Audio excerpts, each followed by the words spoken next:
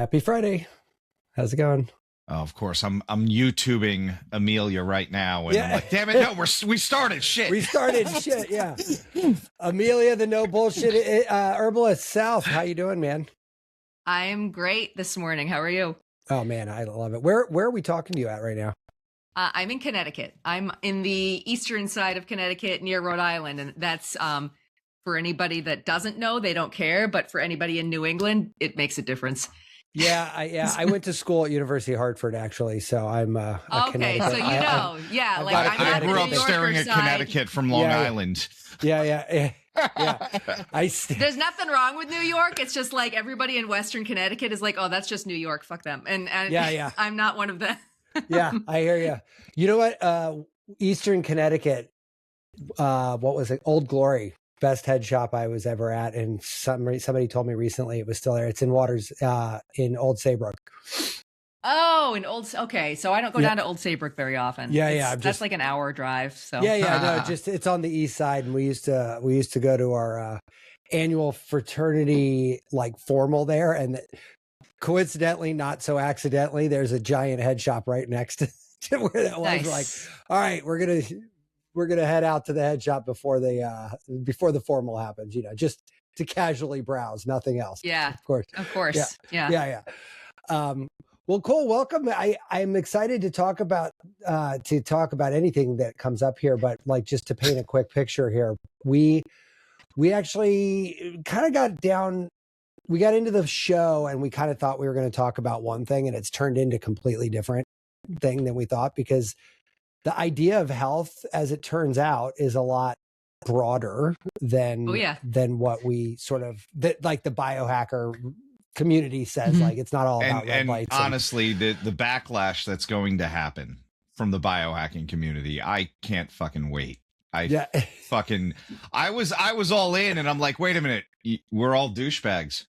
That like you guys are all douchebags. No, I'm out. No.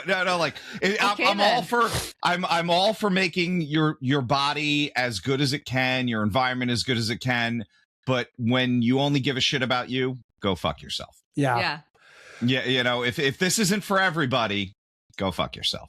No. And with what you do, and with what you do, and this is the last thing, and this is the last thing on my on ramp here is, I think maybe overlooked by a lot of health enthusiasts, right? Like this idea of foraging or food related, like, we all want to jump to our supplement stack. I've got 30 of them sitting here on my desk, right? And that seems to be like weirdly more normal.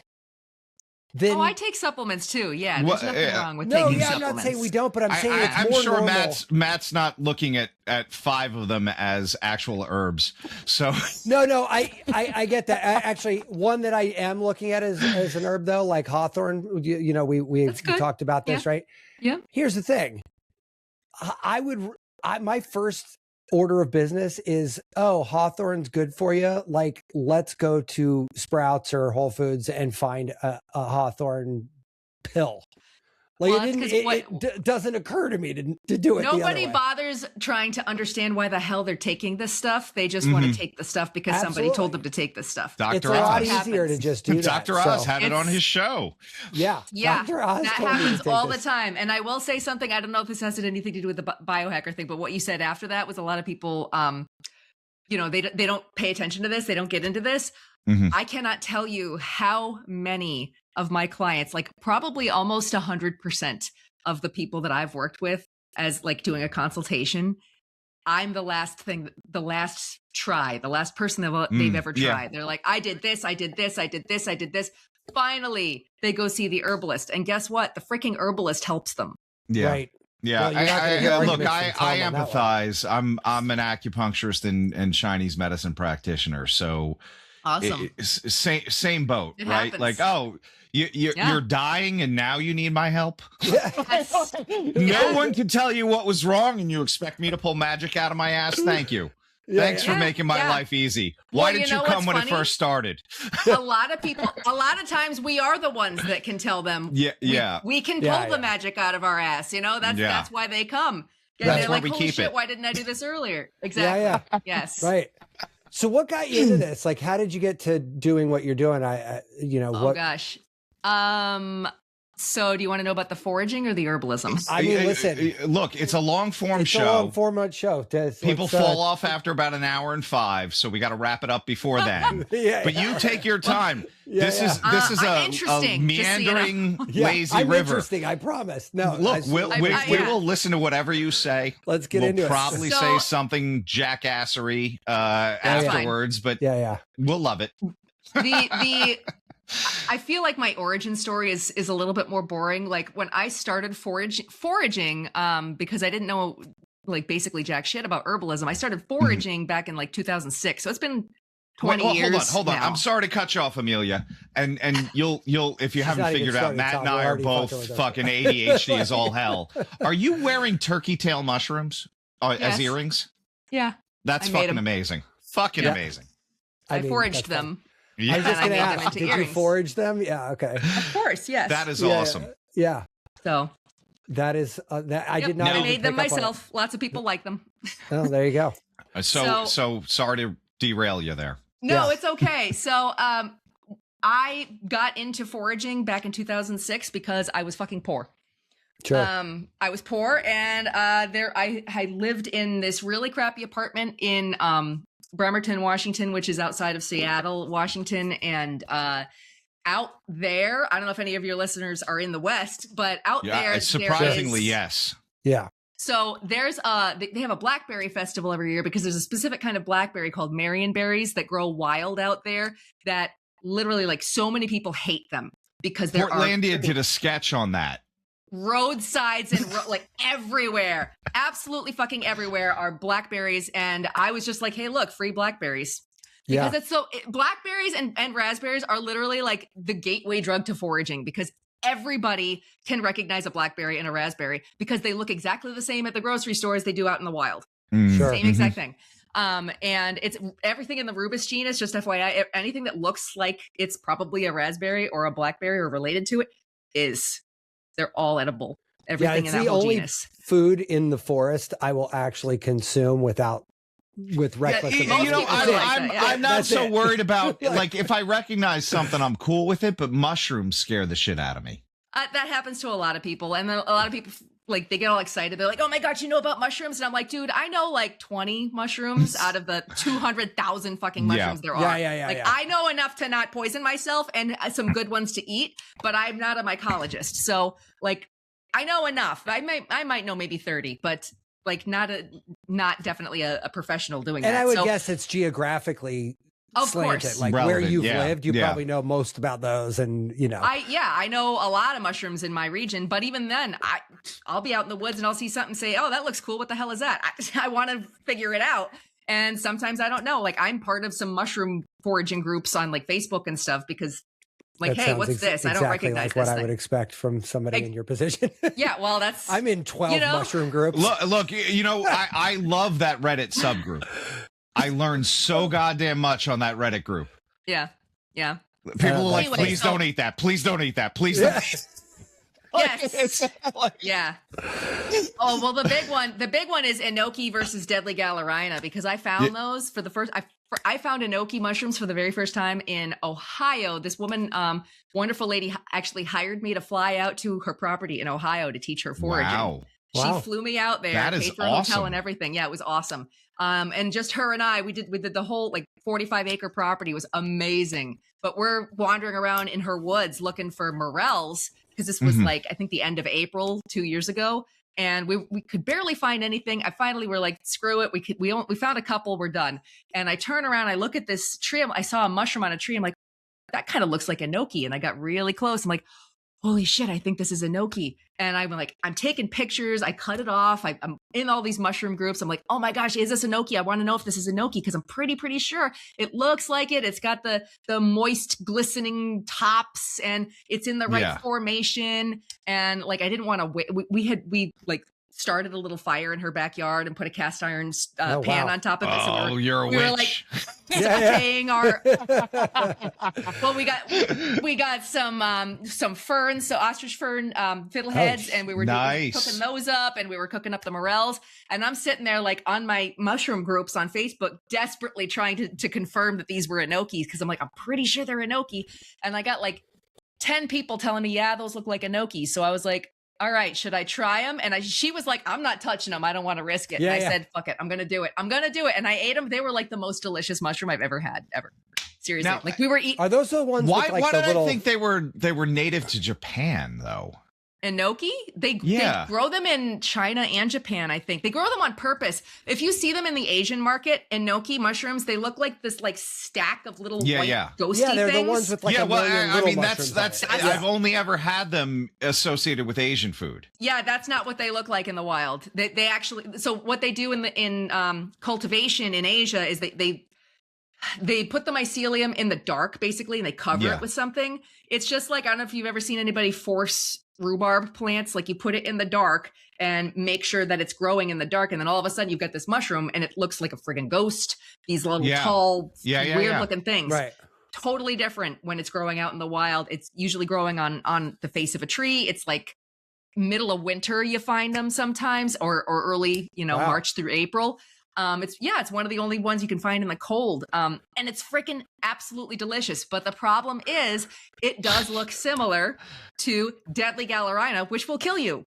Now at this stage in my life, I have seen enoki enough times, and I have found deadly Galerina for me to know, oh, well, this is easy to tell apart. Because deadly Galerina grows in like little individual mushrooms. They're kind of close together. But I just looked that up. There's a mushroom here. There's a mushroom there. That doesn't look anything like enoki to me. I've never heard of that one before, and I just looked it up. I'm like, how do you confuse it? Yeah, how do you confuse these two? They're very similar size, little brown mushrooms. Okay. And they do grow on the side of a log. But the enoki grows kind of like an oyster mushroom, like that little stack. They're all kind of together. They one on top of the other, and they're like this glistening like slime on the top of them too, which Galerina doesn't have unless you catch it in the rain or something and it's wet. And I know this is probably boring the shit out of anybody who doesn't care about mushrooms, but obviously, look, anybody that's been listening to us, this is going to be interesting. Yeah. So, once you've seen it in the wild, like once you've actually positively identified, hey, I've seen enoki, I know this is enoki, and then at the same time you've seen Galerina, you're like, oh, I positively identified Galerina. You can say to yourself, well, shit, you're right. They don't look that similar. Right. There's definitely enough of a similarity that like somebody that doesn't know what the hell they're doing could accidentally pick the wrong thing and poison themselves. This is why mushrooms are fucking scary, because like if I just look at this Google search here, the enoki mushrooms that I found, just because I was like, let me look up enoki now, and they look like you go to the Asian Chinese market restaurant. ones that you're talking about. The Asian market ones. It's have you seen? Did you look wild, like foraged enoki? I didn't, but I'm like, when I looked up the Galerina, I'm like, dude, I would be dead. I look at this, I'm like, there's no fucking way. And I love how they're not even fucking around. They're like, it's called deadly. Deadly Galerina. Yeah, exactly. Not, hey, you might get a tummy ache. This is going to fucking kill you. Yeah. Oh, shit. That's why we don't mess around. So Amelia, can I ask you something? And you're absolutely right. Those look fucking very, very similar. Can I ask you a fungi question? And I've heard this. Okay. I've heard that you can actually taste poisonous mushrooms as long as you don't swallow it. I'm not taking the risk. I'm not biting stuff in the woods. That's on you, Tom. I'll watch. I've heard of people licking things. Yeah. Now that I've heard people like lick the cap of something, and if it's really bitter, they know it's probably not one of the safe ones. I don't know if doing that would. I don't think doing that would like kill you or poison you, really. Because you're not really taking it into, you're not really getting enough you're not of it. Ingesting something. Yeah, exactly. I would err on kind of saying that's probably not going to kill you, but I don't want to lick random mushrooms. Yeah, no. I just rather not. Right. Yeah. So like there's some boletes that like if you find a certain bolete, I see people take a tiny little bite of it and they're like, well, if it tastes really bitter, I spit it out. Now, the one thing that is definitely true with mushrooms, you can touch any mushroom. anyone, you could touch them. So people freak out all the time. They're like, oh, my toddler found this mushroom and brought me a mushroom. What do I do? I don't know if they're going to, like, listen, if your toddler didn't eat the mushroom and they're just touching it, you can stop freaking out. It's fine. Yeah, just touching, you can touch any poisonous mushroom. It doesn't matter. As long as you just, it's when you eat it that it poisons you. So how poisonous are, I mean, we've been kind of deep diving on fungus here, but like, if you broaden that out to all things, like how poisonous are a lot of these things? Like if I got the Gallerina mushrooms, like, I mean, is it like one bite and I'm fucking dead in 30 seconds or like? No, most mushrooms, as far as I know, even the most poisonous ones still take like an hour or two to kill you. Okay, well that's still that's practicing. Enough time to bang out a will. No, literally, like there's some, I think is is it Angel? No, Death Cap. Death Cap is the one that somebody, because those people will confuse death caps with, I think, a certain kind of Amanita, I want to say. Again, I'm not a mycologist. I might be fucking this up, but I think it's the Death Cap one. I've heard people taking that, thinking it's the wrong, obviously thinking that it's an edible mushroom, and they eat that, and you don't even know that you've been poisoned until your stomach starts to hurt. And by the time your stomach starts to hurt, you're done. You go to the hospital and they're like, sorry, you're going to die in 24 hours. That's pretty much it, because it kills your liver. It goes right out your liver. Yeah. So but I heard that you're not even supposed to, like, for crassness, raw dog Amanita either. Like you don't raw dog any mushroom. No, dude, listen. There are maybe 3. And I usually don't. Found in the wild that I've foraged for in the wild that I've ever even tasted. And it looked mushroom, and like it almost feels like skin when you poke it, and it kind of looks like it's bleeding. It's freaking awesome. It's the coolest mushroom. You're not selling me on that mushroom though, and I love steak. So cool, though. It looks so. It doesn't taste like steak. It honestly tastes like an orange. It's fucking weird. Wow, that is that's gonna fuck me up. If you and I were in the forest and I was starving and that's the last food, and you should you got to try this. Like, you know what, man, it was good. There's got to be some worms somewhere, man. There's got to be some other thing. No, dude, beefsteak is actually pretty good. I found it for the first time like last spring or summer or something like that, and I cooked it. I cooked most of it. I sliced it up, and it kind of looked like meat. And I was like, I looked up a couple of sources. Like, I was 100% sure that this was a beefsteak. It was very clearly a beefsteak mushroom. They're not that hard to misidentify. And everything I've read on the internet and everything I read in my books said it was edible raw. They were like, yeah, this is one of the only mushrooms you can actually eat raw. So I ate like 2 bites of it raw, and I'm like, I thought it tasted better when it was cooked, but it wasn't bad. It's just got this weird, like, like if you eat lemon or lime or something, that citrusy kind of tartness to it. That's kind of the flavor that it had, but meatier. I'm watching a YouTube video. Because I wanted to see what that looked like real quick. Oh, beefsteak. And now that I'm seeing it, I'm doubling down on my previous comment. There's no fucking way I'm. Oh, they're so cool, dude! I got so excited when I found it. Oh, I listen. Somebody in your position is probably super psyched. You're like loving it, but I'm by myself in the woods, and I'm like, "Yay! Look at this cool mushroom! I haven't found it before." So, if a beefsteak mushroom falls off in the woods and somebody's it looks like roast beef. It does. It's so good. It's so cool. And then when you and it's a bracket fungus too. It's got the right fucking shape. It's really that's cool. so weird, man. This is a very weird one. Where the hell do you find this thing? There's a video of me finding the one that I found last year on my YouTube channel because it was really awesome. I made a video of it. So I have a photo album on my phone called Mushrooms, and last I checked, a little over 1,000 photos of mushrooms that I've taken when I walk around. I've eaten. Yeah, but the problem is how often you actually go back and look at them.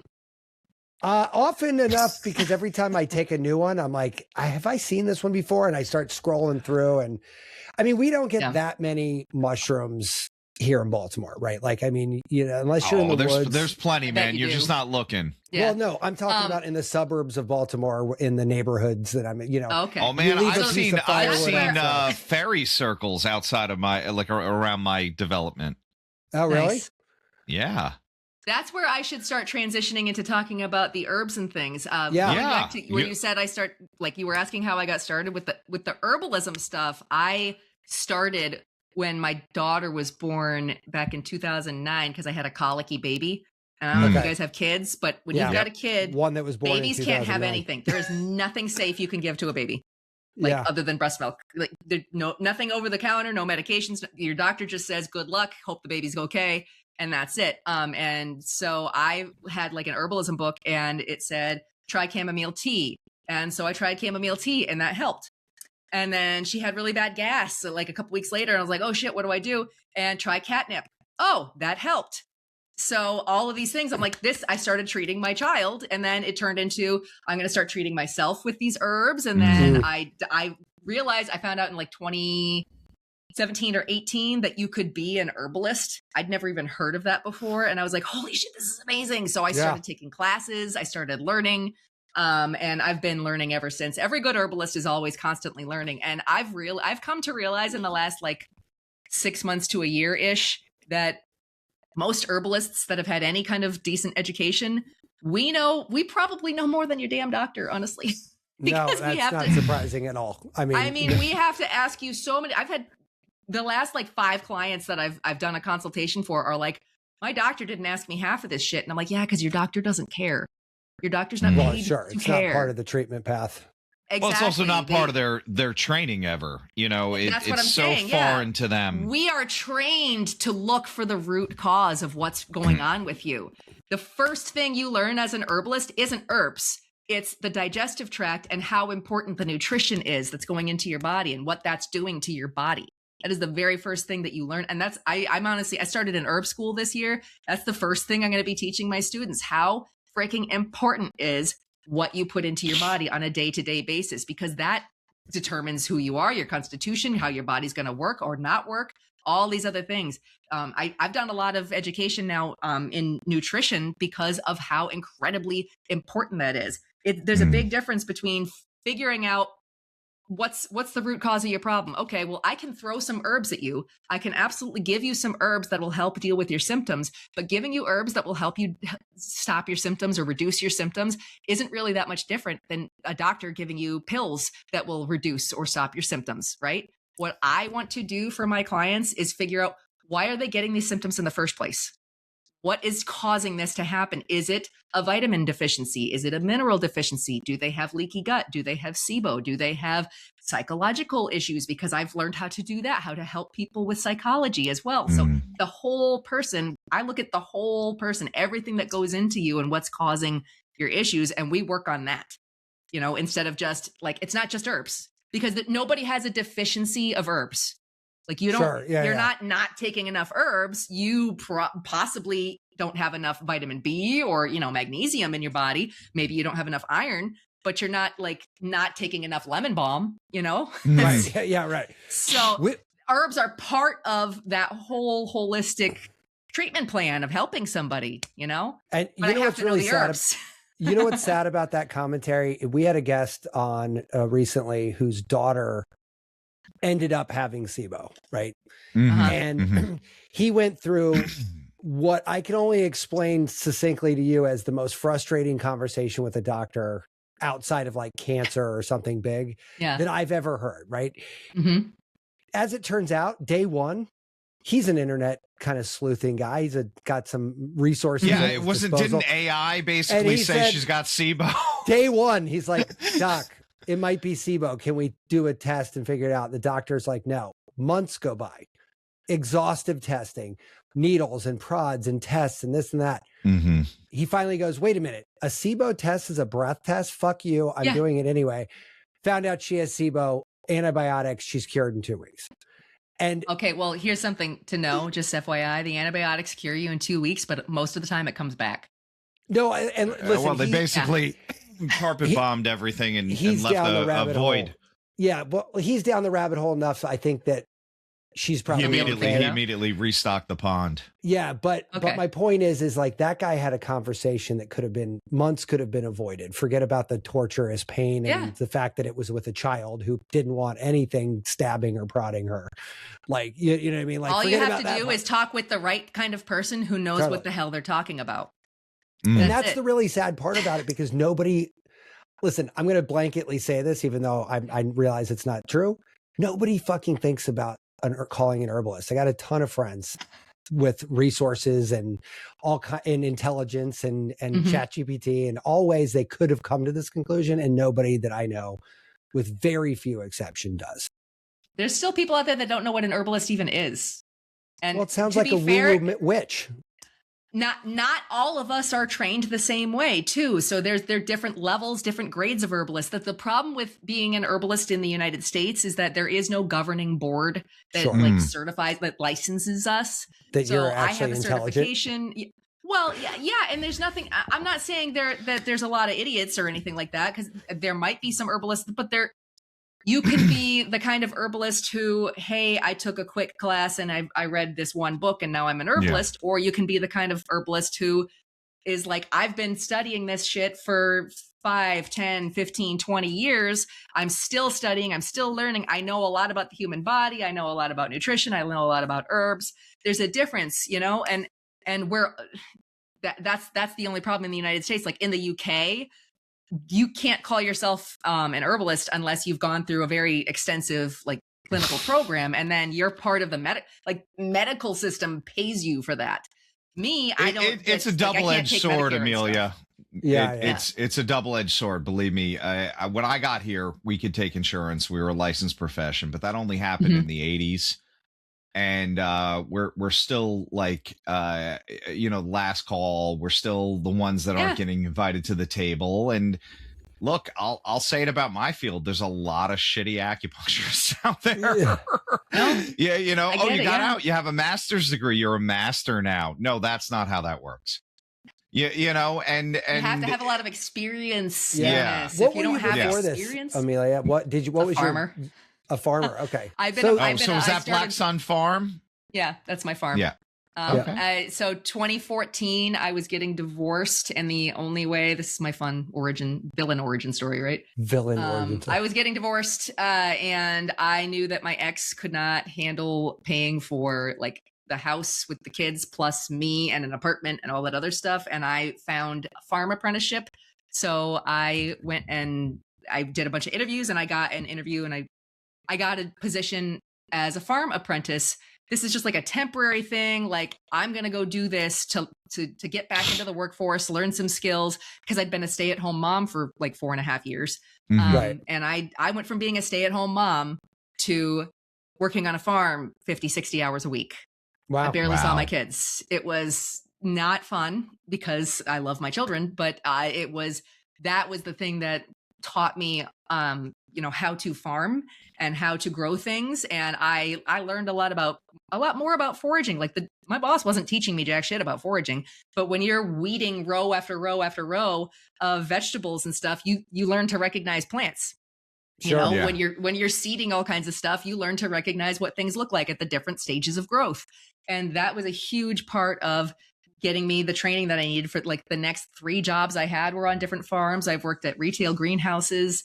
I've worked I worked on a lot of other people's farms. The last job I had where I wasn't just working for myself was I was a farm manager on a place up in Massachusetts. And that this lady didn't really know how to run her farm at all. And I taught her, and I built her farm to run properly. So, but after that, I got laid off for the season and I couldn't find a job, and I just said, the hell with it. I'm going to work on my business. I've had my farm, like my tiny little farm, for a while, but I threw myself, that was 2023. I threw myself into saying, you know what, I bet you I can make a living doing this. And I've slowly built up and been doing it.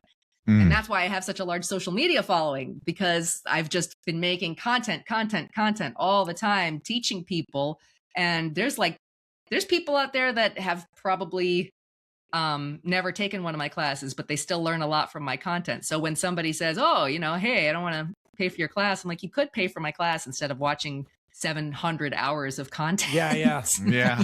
Well, somebody, a marketing person just brought a piece of insight to me that I had missed in 25 years of doing marketing, which was the reason these influencers have these following, or a lot of the influencers that have big followings are actually fairly new to whatever they're influencing in. And the reason why that ends up happening is because they're just going through all the new stuff that they're figuring out. And they're bringing their audience into that discovery process. They're excited about it. It's not old hat to them. Meanwhile, if you were a 30-year veteran of herbology, you might not, and you might have rediscovered the cure for cancer, but you're like, it's just Tuesday to me. Like, I don't, like you're not as impressed by it, and you're less likely to go out and do content. No, you're right. Because people watching stuff on social media can feel if you're excited about it, Correct. Yeah. It's exactly right. If I make a video where I'm like, oh my God, this is so cool. Look at this. Oh my God, I get all excited about this plant.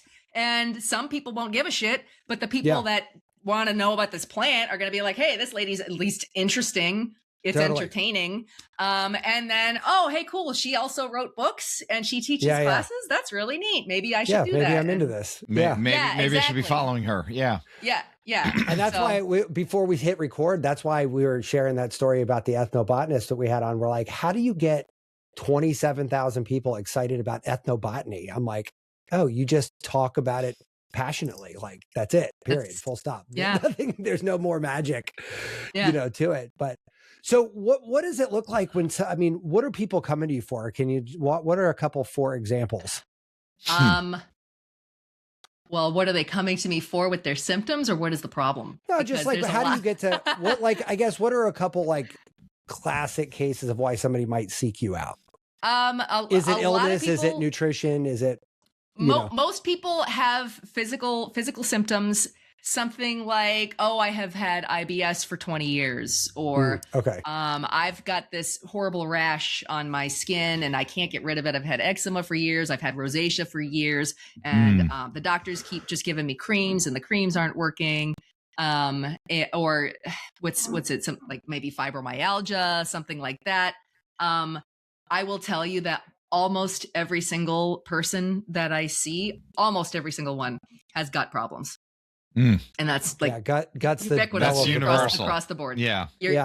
Everybody has gut problems. Like even I've had gut problems. I had rosacea. I was diagnosed with rosacea in 2021. I got rid of it. I healed it. It's gone. I've had SIBO before, like twice, and I now know how to heal that. Now, it's not always herbs. Sometimes it's changing your diet, and that is an important thing. I do have people occasionally come to me with mental health things, like they've got really bad anxiety. But again, while I do work, I actually do some work with the subconscious mind and helping get to the root cause of why people have that anxiety. If you're constantly anxious, constantly depressed, a small part of that, or a part of it in general, is also gut health and vitamin deficiency. Because I can't tell you how many people I've talked with that had depression for years, and it's like, oh, you just needed vitamin D. Like, you weren't getting enough vitamin D. But also the anxiety. So there's all these different ways that I can help people. The very first thing that I always start off with is, how is your gut? What's going on in your gut? What is your diet like? Because if you've had this diet for years and years, if you've had the same exact diet, there's a couple different people. People will have been eating a lot of processed foods, or they eat sugars. Like, oh, my cheat food is cake, but I have cake every other day, or something like that. That tells me you've got an emotional eating problem. You've probably got an emotional eating problem. Maybe you have a sugar addiction. Maybe you're addicted to smoking, or you have a drinking problem, things like that. That's all psychological and also gut health. And then we can work with herbs to support those things, to support the healing throughout those things. But because of the training that I've had and the experience that I've had with all of this stuff, I don't just say, oh, well, you could take this herb for anxiety. Sometimes if I'm like doing TikTok live or something, and there's a bunch of people that have never seen me before in their life, they say, oh, what do I take for anxiety? I'll be like, well, if I have a tincture of lemon balm, or if I've got this little thing that I made that'll help anxiety, I'll say, yeah, you can get this thing in my shop. It's not going to resolve your problem, but it can take the edge off your anxiety and it can help. Now you have to choose. This is where I feel like sometimes I lose my audience, because in my heart, I really want to help people resolve the freaking problem. But at the same time, I'm a business owner and I need to make money and pay my bills. So it's like, I can sell you the herb, but if you choose that you want help, you want the deeper help, you want the therapy, the whether that's physical, mental, emotional, spiritual, whatever that is, I can do that too, because I know how to do it. the number of people that are genuinely interested in resolving the root cause of their anxiety so far has been like maybe 1, 2. Yeah. I was going to say 1 in 100. Out of hundreds. Just get rid of the symptoms, but that's American culture. That's American culture. And I say, listen, I can help you get rid of this, but it's this thing that my one of my mentors taught me to tell people. He says, ask this question: do you want me to tell you what you want to hear, or do you want me to tell you the truth? And every time I say that to people, most people are, I want to hear the truth. They don't want to hear the truth. Nope. They don't want to hear the truth. Not after you say it, right? Not after you say it. They're like, nope, go back. I want the other one. No, I can't do that. No. Exactly. I'll take the Band-Aid. See you later. Yeah, I'll take the Band-Aid. That's exactly it. You know, I had a client once who desperately, I've got all these problems. I've got this health problem. I've got this gut problem. I really want to lose weight. I have all these horrible problems. She talked to me for like 45 minutes, all these problems. And every time she was talking about it, I could see it was all related to her job. Her job is doing this. Her job is, her job is basically slowly killing her. And when I asked at the end, I said, what are you willing to do to solve your problem? Well, I'll change my diet and I'll do this and I'll do that. What are you not willing to do to solve your problem? Well, I'm not going to quit my job. And I'm like, you just spent 45 solid minutes telling me about how your job is slowly killing you, and you won't even think about looking for another job. Like, that's her choice. And that's okay. Several times a week, Amelia, in my office, I will say I have not gotten anyone to quit their job in 25 years. Right. And I'm like, look, everything wrong with you. It's your job. This IBS is your fucking job. Yes. You know, and I can't get in somebody's face about that, because like they also don't want to be on the street. It's like, no, I get it. Well, I hate my job. The people that aren't even willing to start looking is killing me. It's like, dude, well, you I could also get on my anti-capitalist rant then and tend to lose some people. Oh, I know. I'm like, how great it would be if universal basic income existed, because then about this. Anyway, don't dig this hole. I know. I'm sorry. Tom's gonna go crazy if you keep going. But like, it's funny. Yeah. Years ago, I was trying out paleo, and it was relatively new when I was playing with it. And somebody asked me in my office in New York, like, that, what's involved, and I in casually passing said, and I got to cut out bread and everything, and like they were like, whoa, hold on, are you telling me you can't have fucking bread? And I kind of like looked at him. I'm like, well, no, it's definitely not on the meal plan for this. He goes, what, are you going to never eat bread again? And I was like, I don't know. I just started this, but like, if the answer was yes, is that like the end of the world? Like, I'm not sure. And it was such a visceral, and I've used that as sort of a reflection point ever since then, because I'm like, here's somebody who had an emotional reaction to fucking bread. Like, it wasn't even like based in logic. It had nothing to do with reality of any kind. But that reality that they held on to was immutable. Like, bread was somehow associated with living life at all. That's a psychological thing. That's their psychological programming. Right. It's just like the people that hang on to alcohol, or the people that hang on to, I got to have a cookie. Listen, I love cookies. My inner child is a cookie monster. Okay. Sure. But we've gotten to a point now where it's like, okay, you can have things in moderation. There are people out there that have a food addiction or a sugar addiction or a bread addiction because and this is, I know this is jumping into psychology a little bit, but your inner child only feels safe when it's getting that food. You know what I mean? Like that's your security. That's your safety. Like, mom or grandma would always give you a cookie to make you feel better. So the only thing that makes you feel better is a cookie now as an adult. And that creates, it spirals into a sugar addiction or an eating addiction or whatever other addiction you end up with. And when I start explaining that to people, I either lose them, or they're like, well, what does that have to do with it? How do we fix that? And I'm like, it's going to take some work to resolve that. It's not an immediate fix. The stuff that we do as herbalists or acupuncturists or whatever, any kind of natural health, is not a quick fix. There are a few things. There are some herbs. And again, this is probably how I pretty much, pay my bills some months. There are a few herbs like, hey, I've got a cold. What do I take? Oh yeah, I can give you some herbs for that. Oh, I've got pain in my shoulder. What can I take? I've got some herbs for that.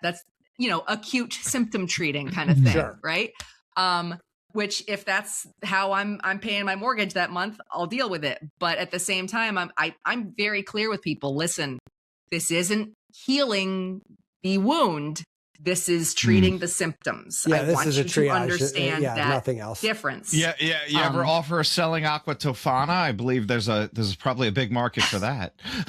Well, there is now. There is. The more we older women get older and learn about, men are rather boys pretending to be men, all the assholes we married. But yeah, I've been divorced twice. Although I don't think the whole formula is purely herbs, is it? It's like, arsenic or some shit, right? Yeah, but you can get arsenic from apple seeds. That's not hard. Yeah, peach pits, all of them. Oh, yeah. I remember that. That was like, you can't eat apples.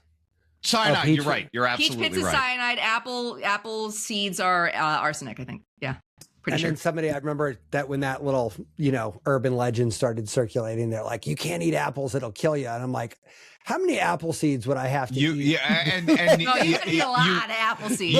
You would have to have, even with the peach kernels, and thank you, because I completely forgot it was cyanide. We use them as a Chinese herb. It's actually for coughing, right?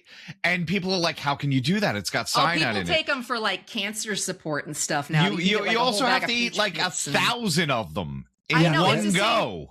It's the same thing with cherry. Dude, there's wild cherry bark is a traditional Native American remedy for coughing. It works great on dry coughs. I friggin' love wild cherry bark. One of the ways, and I've taught foraging classes where people I taught one last year with a friend of mine who's both of us are foragers, and we taught a class together. And I was like, I'm pretty sure this is a cherry. We were looking at the leaves, this branch hanging down with leaves all over. I said, I'm pretty sure this is a cherry. And before he could even say anything, I grabbed a leaf and I chewed on it. He goes, what are you doing? I said, I'm going to know if it's a cherry if I taste it. He's like, yeah, but that's got cyanide. I said, I'm not. All right, listen. And I looked at the group because we were teaching a class. I said, don't do what Amelia does, especially if you're worried about that, because yes, cherry leaves do have cyanide in them. But even though I'm like, eating one leaf is not going to hurt. You're gonna pretty much have to chew half that tree down. I know. I'm like, because there's it'll kill livestock. It has been known to kill livestock. Like cows will be in a pasture, and if there's cherry trees, people lose their minds, because if the cows are in there and they eat these branches full of leaves, lots and lots of leaves, the cows can get cyanide poisoning and die. Would it give the meat a fruity flavor? I don't know. That would be cool. Tastes like roasted cherry. You know how they give pigs apples? Oh yeah. Well, I made tincture with it. I love the cherry bark. Yeah. That flavor is nice. You just don't. And then people have given me hell because if I've got the sticks, I get a couple of sticks from the cherry branch that are alive. Yeah. And I'll strip that. You're supposed to be stripping the cambium layer, which is the inner layer of bark. Medicinally. When you got a stick that's smaller than the size of your pinky, how the hell are you going to do that? You don't. You're you not just use the whole damn thing. Yeah.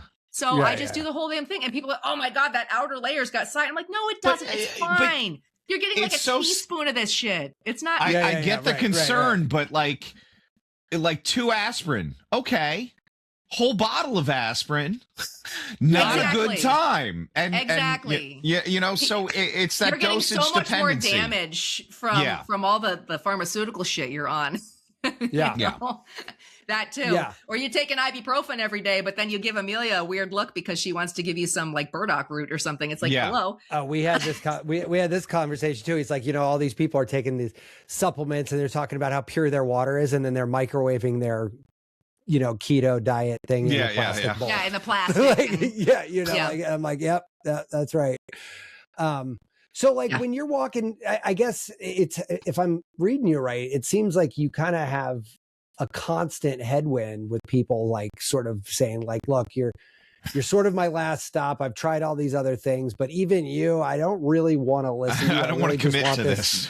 Gone right now.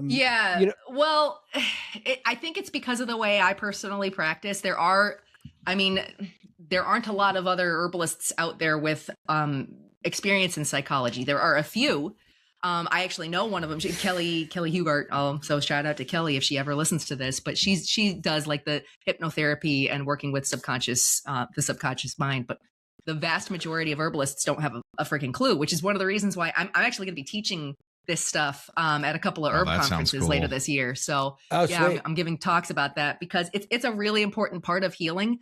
A lot of people will say, oh yeah, mental health is important. But then as soon as I start talking about how you get mental health, they get scared.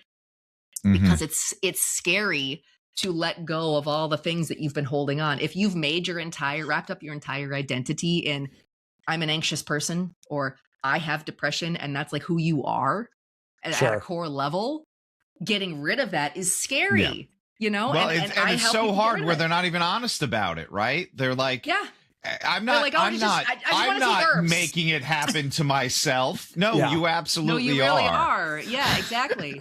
So I don't want that. Yes, you kind of do. It's really fucked up. You're right. It's fucked up, but there is a part of you that doesn't want to let go of that identity. Exactly. And it's trying to, I don't want to have to convince people anymore. Well, you've lost if you're trying to do that already. Exactly. I used to like, I was like, oh my God, I know how to help you. I know how to fix it. I know how to fix this problem. And I would just vomit it all out. Like, yeah, please, you could do this. You could do this. And I realize now that I was losing them because I wasn't meeting them at the level they're at. If all you want is some help with your gut problems, okay, we'll change your diet. I'll give you a couple of herbs. Great.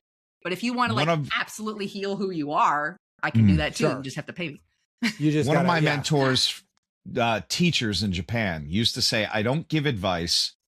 It hurts my patient's ears and wastes my breath. Now my mentor immediately said, but you literally had a 20-minute conversation about diet with somebody. And they go, oh, he asked.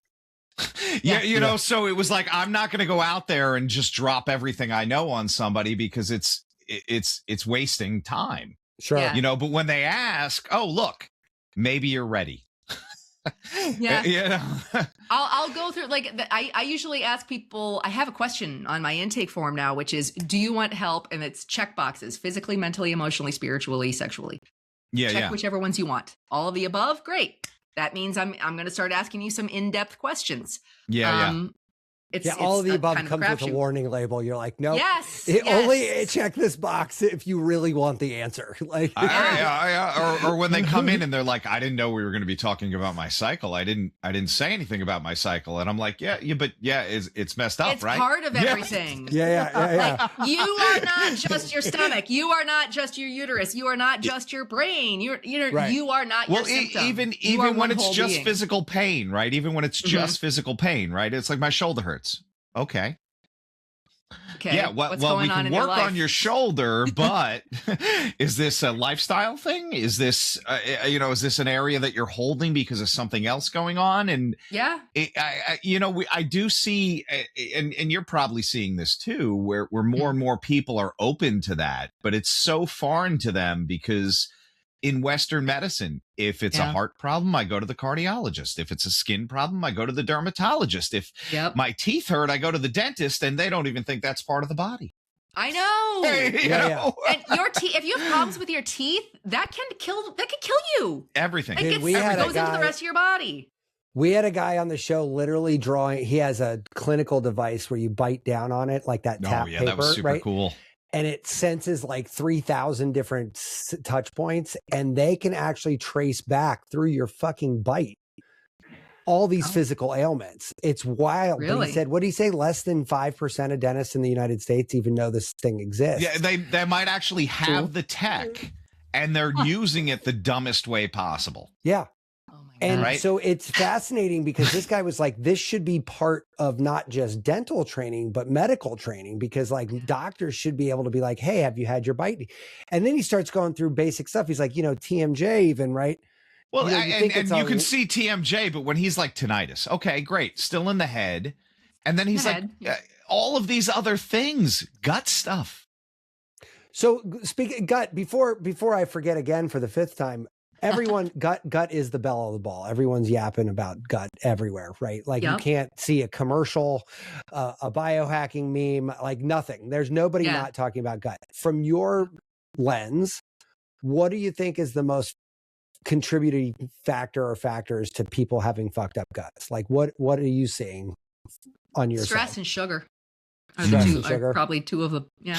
Too much stress. Well, your vagus, I actually did a deep dive into the vagus nerve like 5-6 Love months me ago. some vagal nerve. That is something every biohacker talks about all the time now too. Well, I'm not a biohacker, but I wanted to learn more about it. And I realized, like, holy shit, your vagus nerve goes from the top of your head all the way down. Your vagus nerve is basically your enteric nervous system. And one of the things I talk about with people is your enteric nervous system, which is this whole other nervous system brain that surrounds your gut.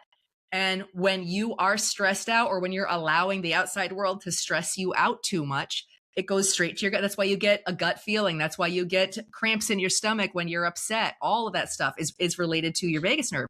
But there's a limit to how much this little vagus nerve, you turn your head and you yawn, and that's not going to solve everything. Like, it's a whole host of shit you have to do. There are different things you could do to deal with your vagus and calm you down. There's herbs you could take to help calm you down. All these people are looking for something outside of themselves. They want a pill, or they want a tincture. They want something that they can take to not have to do any work to solve the problem, and to not have to change their diet. I talk with people sometimes. They're like, well, I really do. I feel so much better when I eat, vegetables and meat, or I feel so much better when I eat healthy. And when I take my supplement or whatever, I feel so great when I'm not drinking, but then I go back to doing it again. And I just don't understand why. And I'm like, that's in here. It's because you're not happy with yourself.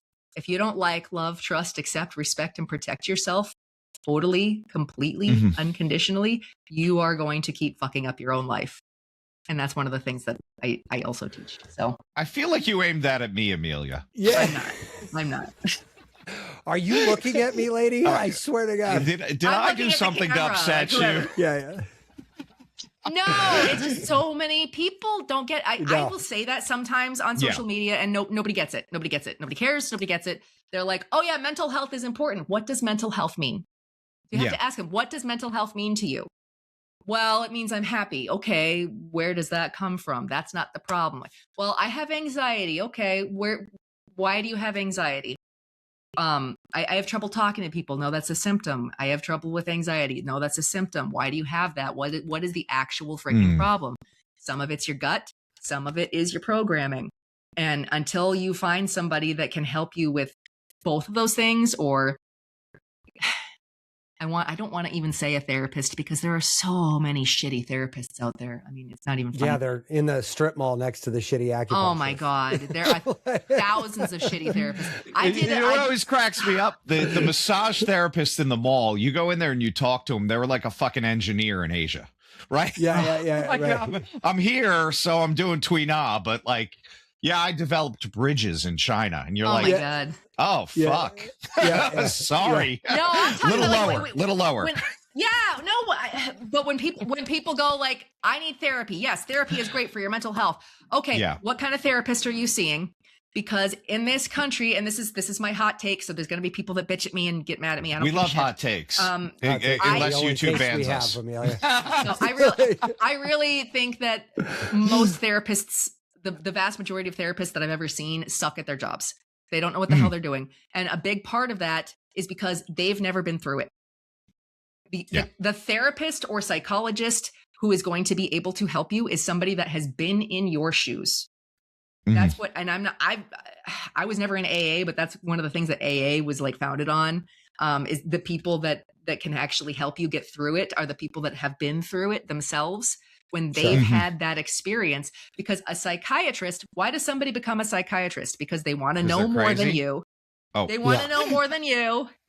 They want to know more than you about your mental health, and they want to lord it over you. They want to be able to prescribe. They want to feel superior. How many fucking psychiatrists have you ever heard of or known that give a shit about their patients? Very few. Well, and that's another one of those domains. It's like when you're a hammer, the whole world's a nail. Like, to your point, if I went to a therapist, I've been to therapists my whole life on and off. I actually have had positive experience with it, but I do it maintenance style. Like I'll go in, do a dive and come out. Not one of them ever once has ever asked me about my diet. Not one time. And I've gone to plenty of them. That's the compartmentalization. But that's that's American healthcare. medicine. Yeah, that's American medicine. And I think I would put that broadly as Western medicine, right? Because you even see that in Asia if you've seen MD, right? You know, it's how they're trained. It's symptom solution. But if that was truly the case, then you would expect that, Amelia, what you're saying would be more true. If I went into a behavioral psychologist and I said, I'm having trouble with anxiety, part of that intake talk track should be absolutely like, what are you eating? You know, like, you would think. Are you a borderline functional alcoholic? Are you a drug addict? Yeah. Like, what are we not hearing about?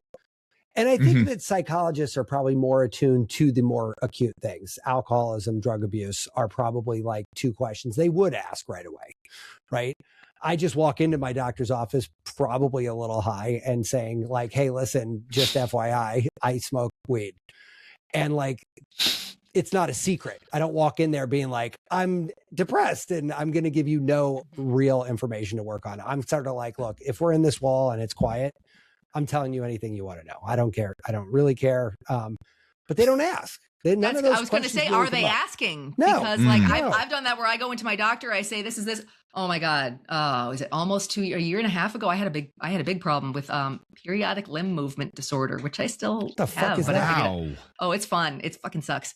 What is that? I've never even heard of that. What's the Latin for it? I have cable, which means I have commercials for every weird disease. I mean, I have Hulu and Netflix, and every weird disorder that's ever been has a commercial now. Like, I'm wondering if there's subliminal programming where they're trying to get you to have the disease. Yeah, right. No, exactly. Probably, yeah. And then you immediately go to your doctor and you're like, I know what to take. And the side effects might be sudden death. Or depression until you kill yourself. Bleeding from the perineum is my favorite. Exactly. Like, so that's your side effect. Wait, how does it come out of the perineum? I mean, you got a couple of holes in that neighborhood. I know, right? No. So wait, what is this? I got to know what this is. So periodic limb movement disorder or periodic limb movement syndrome is, have you heard of restless legs? Restless leg syndrome. So a lot of people get restless leg syndrome. The thing that usually causes restless leg syndrome is a buildup of lactic acid in the muscle tissue. Most of the time, increasing your magnesium intake can help with restless leg syndrome. Okay. Oh, interesting. So usually, your restless legs is basically you want to move your legs. You have this crazy desire to start moving your legs, and that's to get the lactic acid out. Again, magnesium helps with that. What happened to me is I was taking magnesium up the wazoo, and I got to a point, this is about a year and a half ago, where is there a pun intended there? Because every time it's going to come out your wazoo if you go too high there. Yeah, I know, right? Yeah. I got to a point where I was trying to fall asleep, and PLMD affects you when you're trying to fall asleep. So I get to the point of I'm just getting into unconsciousness, and right at that pinnacle where I start to fall asleep, my legs twitch. My legs kick out. I can't stop it. They just kick on their own. And the only way to get that to stop is to wake up again. So I didn't sleep for like 4.5 days. Ooh. It sucks. I would get to a point where at like 2:00 in the morning, maybe I could get a couple of hours of sleep, but I basically didn't sleep for days. And I was absolutely like in tears and desperate. And I think I made a TikTok at like 11 o'clock, and I was up on the treadmill. I'm trying to move. I took so much magnesium, like I overdosed on magnesium, trying to think that was the problem. And somebody on TikTok said, oh, go watch this YouTuber guy who was talking about trace minerals. So I watched that, and I got some other stuff. I went to the doctor because I was desperate, and I'm like, I walked into the doctor's, my regular doctor wasn't there. I had to go see some guy that I'd never seen before. So I sat down, and he said, okay, what's going on? And I said, I have developed periodic limb movement disorder. It's way worse than restless leg syndrome. I need you to check my iron, my minerals, my hormones. I want this, and this. I want my vitamin A levels, my vitamin B. This guy literally just sat there like, and he waited for me to stop talking. And he writes something on the paper. He goes, okay, here you go. Give this to the people at the blood test. Bye. Never talked to me again. Wanted nothing to do with me because they don't fucking like it when you know more about your own body than they do. They really don't like that. I knew exactly what the problem was, and I knew what I needed to find out so that I could treat it. So it turned out that I had developed anemia somehow. Like I cook in cast iron, I eat meat, I eat plenty of meat, but I had still somehow developed anemia. And so it was a combination of increasing the iron and the trace minerals which I'm gonna commercial myself really quick. This is my book. Please. I write about that. We're getting to that point anyway. Like so you're right on get time. there in a minute, but so I wrote about it in that book, Think Like an Herbalist, because I need people to know that this exists. Your doctor's going to say, you've got anemia, you've got iron deficiency, go take iron pills. If you take the wrong kind of iron pills, if you just start taking iron that doesn't have any of the other trace minerals with it, or if you take iron that doesn't have vitamin C with it, your body's not going to absorb that. It's just going to sit like a rock. You're just going to get constipation. Exactly. So that's again, one of the things that I wrote about in the first part of my book is understanding what your body needs, the vitamins, the minerals, it's a whole freaking balance of stuff that you need, because you need this one to absorb this one. You need that one to absorb that one. And if you don't have all of them at the same time, something's not going to be properly absorbed. Or if you have leaky gut going on, that's not going to be absorbed into your body. And it's not so much, it is what you eat, but it's not just what you eat, it's what you absorb.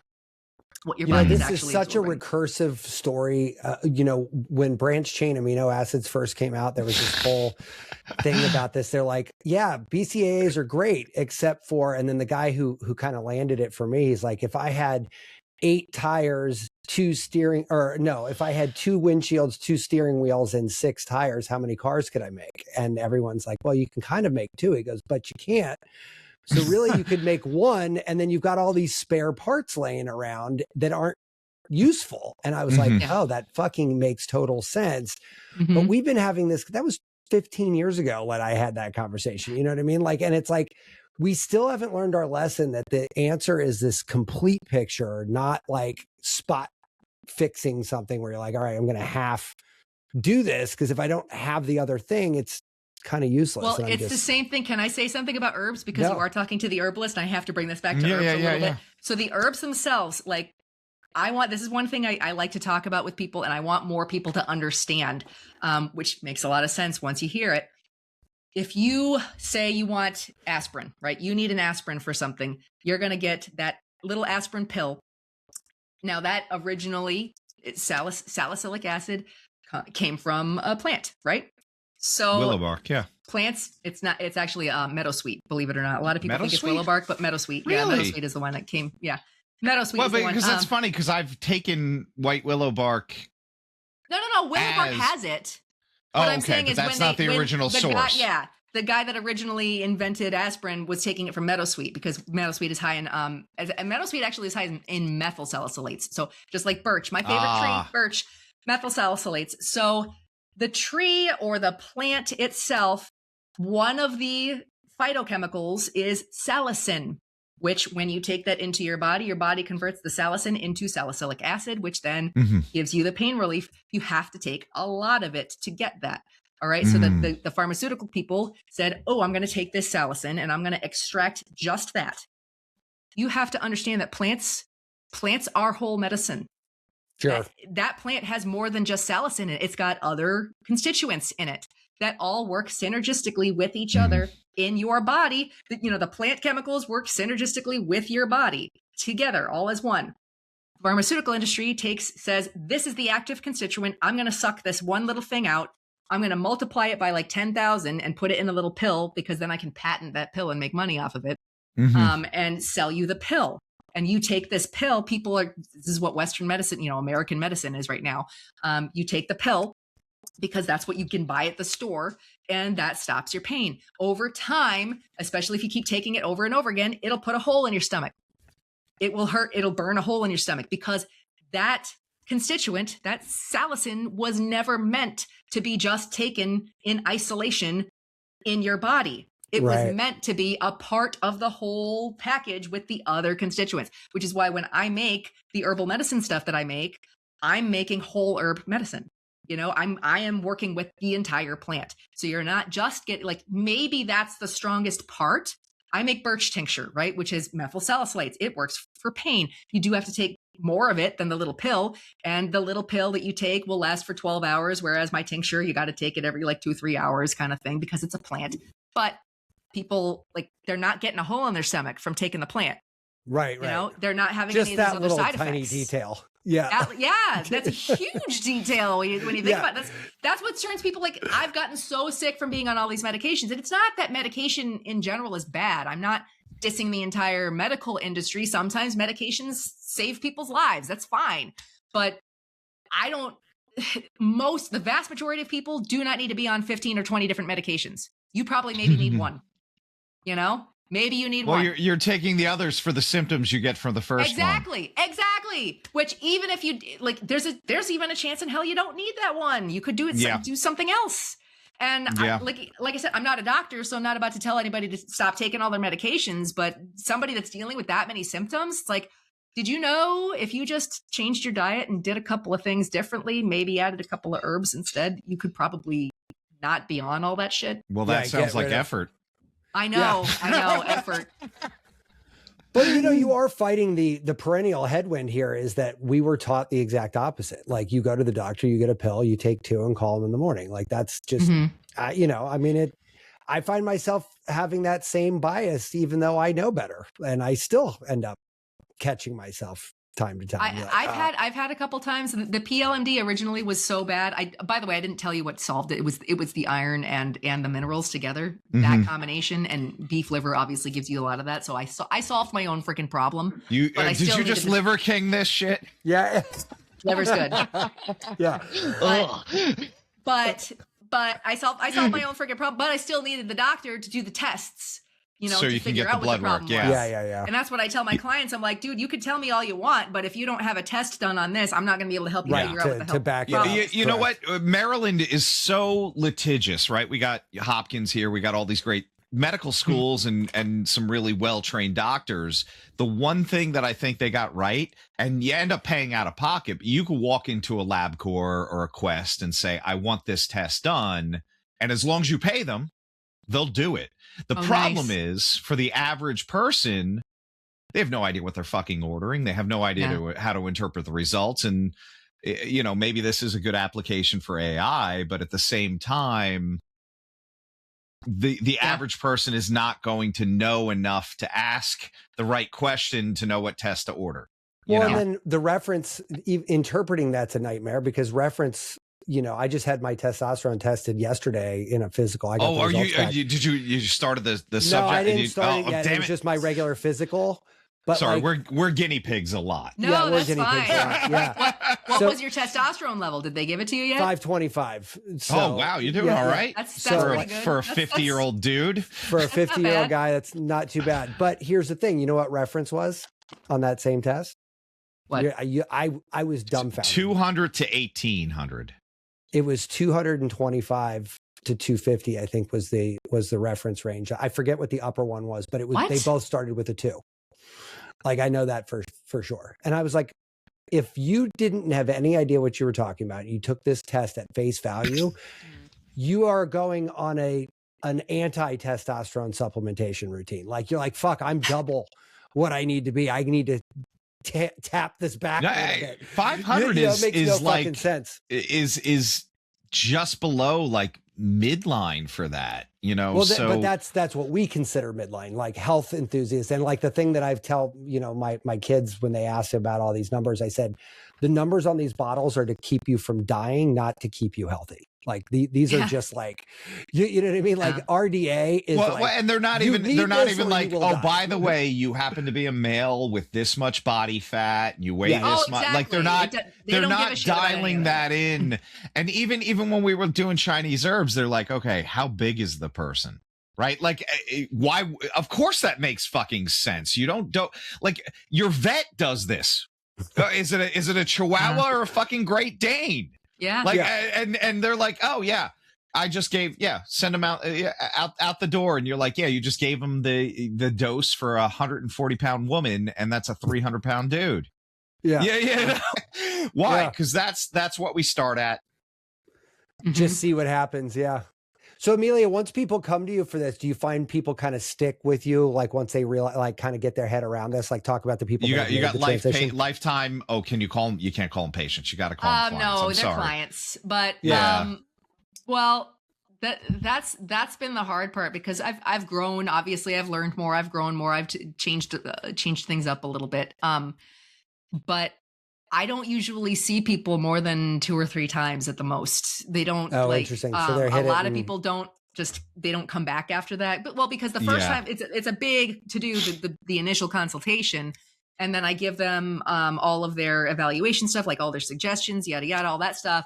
And we usually say, all right, we'll see you again in about 4 weeks. I want you to have time to implement this, start doing all this stuff, tell me how it's see doing. how it works. And then if we need to change things, tweak things after that, then we'll do that. And most of the time I see them at least one more time. And then like, even though I do like a package deal, like you can see me more than that. I'm happy to help you. You can email me. Some people email me back and forth a whole bunch to help with it. It all depends on the individual, what they want, what they're willing to do, and how much they get to, because a lot of times I help them with the physical stuff. And then if the physical stuff is all they need and all they want, great. We just probably resolved a lot of your problems. But every now and then somebody comes to me and they're like, I've got these physical problems, but it's obviously related to something going on in here. And that's where I ask, are you willing to work on the psychological stuff? Are you interested in that, in resolving the actual problem? And I do give them that when they say they want it. But I'll be honest with you, a lot of the people that I get don't come back after. I think the way that I do this to change your psychological programming works. And the problem with something that works, that actually starts to change you, is it starts to work. And a lot of people, I don't know if it's the majority or not, but a lot of people get scared. And I even put that in my thing, like something's changing. Why am I starting to feel this way? Why is all this shit from my past coming up? And they get scared and they don't want to keep going because it's uncomfortable. And then a lot of times they drop off the face of the earth and I never hear from them again. And it's like, well, it worked.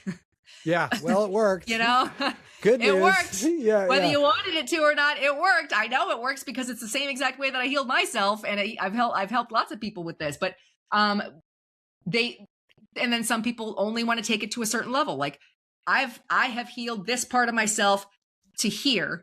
I don't care to heal it to here. It's okay. I feel good at here. And that's fine. Everybody is, it's up to them. So I can't make a blanket statement about that because it literally. I'm just curious. Yeah. The catharsis scares a lot of people. I think that's it. Scary. Right? Yeah. Change is scary. You start, if something happens, if I start helping you with your like you're a woman, right? You're a woman, say you've got horrible anxiety, you're depressed, you feel like crap, and you work with me for a little while and we finally figure out that your husband is the problem. He's been making you feel like crap. You didn't marry him for love. You don't, the relationship is absolutely horrendous and you're like, that relationship is the problem. It's like another version of the job problem you said earlier. It's like, once you start, here's the thing, because this actually happened to me too. Once you start actually loving yourself, you realize I don't actually love this person. I love me. I love what's about me. And it's not that you can never love another man. You can never love a person. It's that you realize that this person that you've been spending all this time with for years and years, you realize who they really are. And they're not who you thought they were. You see them for who they really are, and you're not in love with that. We had a guy on doing a reset protocol. He said the same thing. My warning to you before you do this is you might not want to stay married after. That's exactly it. Yeah. He literally started there with the warning. He's like, I'm not, there's a bunch of other shit. It's not like they're a terrible, not necessarily a terrible person, but my last marriage, I realized that I was basically his mom. And I'm like, how much do you want to have sex with? You don't. Yeah. You don't. Right. No. And honestly, if somebody did, you probably don't want to be with that person. You really don't want to be with that. I'm like, this is fucking weird. No, that's weird. Yeah. No, once you see them for who they really are, and if you realize I'm not in love with this person, there's no point in staying with that person. And then you move on. You go to whether you have another relationship or not. Once you get your mental health back. Like, I will tell you right now, if somebody took a gun to my head and said, you can either go back to the way you used to be or shoot yourself, I would shoot myself. I'd say, nope, I'm not doing it. I don't want to be that way anymore. I love the way I am now. You don't want to go back. You want to be the mentally healthy person, whether that means you're single or you find a relationship or whatever. But you love yourself enough for it not to matter. Yeah, I think regardless of the modality, right? You're here as an herbalist, but like I know. I dropped off of herbalism. No. But like you're giving a universal truth, and I think that's like ultimately, if you want to be healthy, you got to fix what's going on inside your head first. You know. I wrote a book about that too, by the way. I'll pull this one. Yeah. Up. So Amelia, we're at that point. I'm just gonna say, like you teed this up perfectly. We really could talk about these things forever, but unfortunately, guests or our guests don't listen. We know up to the minute. I think it's 68 minutes where we start getting a drop off. We're already over. It's okay. I think they'll stick around for this one. Let's do the Amelia commercial. Yeah, what do we got? I'm Amelia South, the No BS Herbalist. You can go find me at my website, nobsherbalist.com. I do teach online classes. I teach people in person. I am willing to travel to teach people. And I'm one of the only people that does that. Like I go to people's houses and I teach them all the forageable, edible, medicinal stuff in their own backyard. And I love doing that. I also do consultations, over Zoom and whatnot, and in person.